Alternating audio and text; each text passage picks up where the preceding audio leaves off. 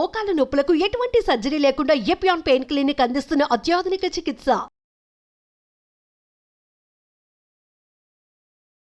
But చాలా మంది there are so many vegetarians, వీళ్ళకి ప్రోటీన్ అంటే పనీరేనా, సోయానేనా? Rather than that every day మనము రకరకాల ఫ్రూట్స్, వెజిటేబుల్స్ రకరకాలు తింటాం. సో దీంట్లో ఎక్కువగా ప్రోటీన్ ఎంత అండ్ పప్పులో ఉంటుందని మీరు చెప్పారు ఆల్రెడీ, బట్ ఎంత తినాలనే బ్యాలెన్స్ తెలియదు బేసిక్ గా. యానిమల్ బేస్డ్ ఫుడ్ లో అట్లాగా ప్రోటీన్ అనేది ఖచ్చితంగా తెలుస్తుంది, కానీ ప్లాంట్ బేస్డ్ ఫుడ్ లో మీరు పప్పులు తీసుకున్న, రైస్ తీసుకున్న, it's a mixture of carbohydrate, protein and fat. So మనం దేనికి దానికి అట్లా విడతీసి ఇప్పుడు నేను 10 grams పప్పు తింటే నాకు 10 grams ప్రోటీన్ వస్తుందని చెప్పలేం. 3:1 రేషియో, త్రీ పోర్షన్స్ సీరియల్స్ తీసుకుని 1 portion పల్సెస్ తీసుకుంటే మనకి ఆ మీల్ లో కావాల్సిన ప్రోటీన్ అందుతుంది. ఓకే. సో ఆ 3:1 రేషియో ఇప్పుడు మనకి జనరల్ ప్రొసీజర్ లో ఇడ్లీ తీసుకున్నా 3:1 రేషియో, మినప్పప్పు, ఇడ్లీ రవ్వ, దోశ వేసుకున్నా ఆల్మోస్ట్ అదే రేషియోలో వేసుకున్నా. మన ట్రెడిషనల్ ఫుడ్స్ అన్ని అదే రేషియోలో డిజైన్ చేయబడి ఉన్నాయి. మనం ఏం ప్రత్యేకించి బుర్ర వాడక్కర్లే. చేయాల్సిన పని ఏంటంటే అన్ని ఫుడ్ గ్రూప్స్ ని మన డైట్ లో ఇంక్లూడ్ చేసుకోవాలి.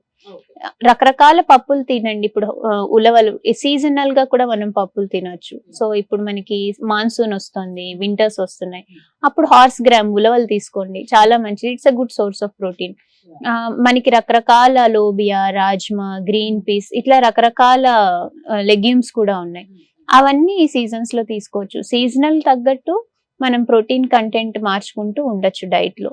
చాలా మంది పప్పు అంటే కందిపప్పు అనుకుంటారు, కానీ అది మాత్రమే కాదు, there are so many other thing. And ఎర్రపప్పు కూడా చాలా మంచిది కదా, మసూర్ దాల్. యాక్చువల్ గా దాల్ చేసుకునేటప్పుడు 2-3 దాల్స్ కలిపి చేసుకుంటే ఎమినో యాసిడ్ ప్రొఫైల్ బాగుంటుంది. ఈ డ్రై ఐస్ వాడకం అనేది బాగా ఎక్కువ అయింది.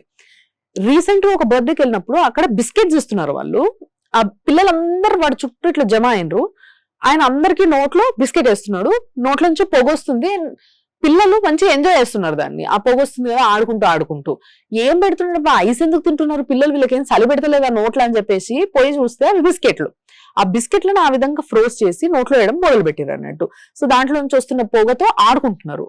సో నాకు అనిపించింది ఏంటంటే బేసిక్ గా ఫ్రోజన్ ఫుడ్ మంచిది కాదని మాట్లాడుకుంటున్నాం, మనకి ఇది చాలా డేంజర్ అని అనిపించింది. అసలు దీని వల్ల ఎలాంటి ఆపద జరిగే అవకాశం ఉందంట? First of all dry ice ఏమంటారు, ఇట్స్ ఎక్స్ప్లోడింగ్ ఐటమ్ అండి. అది basically it's nitrogen preparation. Bomb అనొచ్చు. అయితే బాంబ్ అనొచ్చు. అది తీసుకుంటే ఏమైతుందంటే మీకు ఈసోఫేజియల్ మ్యూకోజల్ డ్యామేజ్ జరుగుతుంది. స్టమక్ లో కొందరికంటే stomach is such an organ, it can get exploded.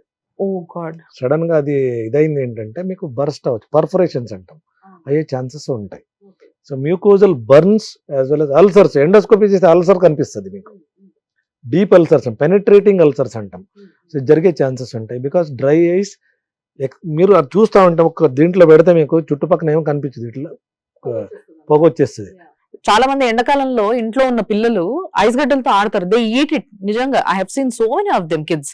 అక్కడి నుంచి మొదలవుతుంది ఇది మెల్లమెల్లగా. అండ్ ఈ రోజు పార్టీస్ లో డైరెక్ట్ గా అందరి మధ్యలోనే పెద్దలు అంటే ఏ ఒక్కరికి మినిమం నాలెడ్జ్ లేదు, అక్కడ అన్ని రకాల చదువులు చదువుకునే వాళ్ళు ఉంటారు. And nobody knows that ice తినొద్దు అని. పిల్లల్ని పంపించా, సరిపో తినిపో అనేసి తినిపిస్తున్నాం. ఇలాంటి వ్యవస్థలో మనం ఉన్నాం. దీని నుంచి పిల్లల్ని కాపాడాల్సిన అవసరం మనకు చాలా ఉంది. కలర్డ్ ఫుడ్స్ అసలు పిల్లలకి అప్రోచ్ లో కూడా ఇవ్వకండి. మనం జనరల్ గా కలర్డ్ ఫుడ్స్ అంటే మీరు అన్నట్టు చాలా మంది ఐస్ క్రీమ్ ని చూస్తారు, pink colour, strawberry ice cream అంటాడు, కానీ వాడు నిజంగా స్ట్రాబెరీ లేరు except pink colour. So and ఇంట్లో సమ్మర్ సీజన్ వస్తే ఐస్ తినడం, ఐస్ తిన్నప్పుడు అంటే చిన్న పిల్లలకి అది చల్లగా తినాలనిపిస్తుంది. అలాంటప్పుడు పాప్సికిల్స్ సరదాగా ఎప్పుడైనా చేయొచ్చు. పాప్సికిల్స్ కలర్ఫుల్ గా ఉండాలంటే గ్రేప్ జ్యూస్ వేయండి, వాటర్ మిలన్ జ్యూస్ వేయండి, ఈ మ్యాంగో జ్యూస్ వేయండి. ఇవన్నీ కలర్ఫుల్ గానే వస్తాయి popsicles, but at the same time at least ఒక ఫ్రూట్ వెళ్తుంది. So this is a good way of eating colourful food. And coming to colours, ఇంకా మనకి ఇప్పుడు బయట పీచ్ మిఠాయిలు దొరుకుతాయి, చాలా స్టేట్స్ లో అవి అవాయిడ్ చేశారు. పింక్ కలర్ లో, బ్లూ కలర్ లో. సో అవి అసలు ఖచ్చితంగా మనకి మాల్ కి వెళ్ళంగానే చాలా అట్రాక్టివ్ గా పిల్లలకి పింక్ అండ్ బ్లూ కలర్ లో ఉంటాయి. They are extremely dangerous. So అలాంటివి అసలు అప్రోచ్ కూడా ఇవ్వకండి పిల్లలకి. అండ్ ఇంకోటి, మనం రెస్టారెంట్స్ కి వెళ్ళినప్పుడు మంచూరియా, ఇవన్నీ చాలా రెడ్ కలర్ లో కనిపిస్తూ ఉంటాయి. మనం ఇంట్లో చేసుకుంటే ఆ కలర్ రాదు, ఎందుకంటే they add colours to that. Even palak paneer లో కూడా గ్రీన్ కలర్ యాడ్ చేస్తారు, పన్నీర్ బటర్ మసాలాలో రెడ్ కలర్ యాడ్ చేస్తారు, అండ్ మోతిచూర్ లడ్డూలో ఆరెంజ్ కలర్ యాడ్ చేస్తారు. కొత్తగా ఏంటి అంటే there are certain food companies that are bringing colours with vegetables. Okay. So అలాంటి రీప్లేస్మెంట్స్ ఏమైనా అంటే పాలకూర ఆకులతోటి గ్రీన్ కలర్ చేస్తున్నారు, బీట్రూట్ తోటి రెడ్ కలర్ చేస్తున్నారు. పిల్లలు ఎప్పుడైనా సరదా పడితే ఫుడ్ బేస్డ్ అంటే ఫుడ్ ఇంగ్రీడియంట్స్ తో చేసిన అవేమైనా Vegetable based colours. Vegetable based colours లాంటివి యాడ్ చేసి వాళ్ళకి కొంచెం ఎంటర్టైన్ చేయొచ్చు. బట్ అదర్వైజ్ వెరీ కాన్షియస్ గా ఉండాలి బయట ఫుడ్ పెట్టేటప్పుడు పిల్లలకి.